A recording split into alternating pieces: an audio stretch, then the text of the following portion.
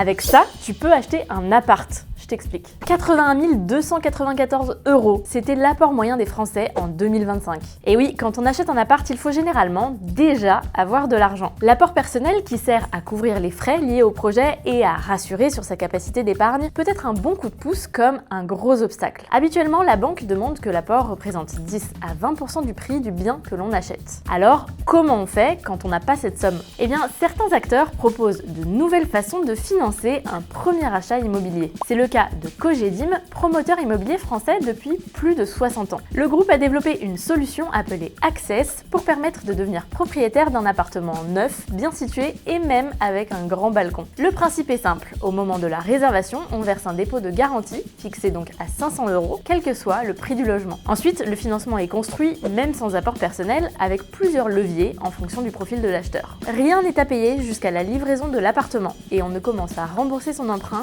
qu'après avoir emménagé. L'idée, ce n'est pas qu'on devienne propriétaire sans argent ni conditions. Il faut bien sûr respecter les critères d'éligibilité comme avoir des revenus stables et obtenir un accord bancaire. Mais pour certains primo-accédants qui n'ont pas réussi à constituer un gros apport, ça peut permettre d'envisager un achat plus tôt. Donc concrètement, non, on n'achète pas un appartement pour 500 €, mais dans certains cas, 500 € peuvent suffire pour démarrer un projet et une nouvelle vie. Pour savoir si tu es éligible à la solution Access, rendez-vous sur cogedim.com.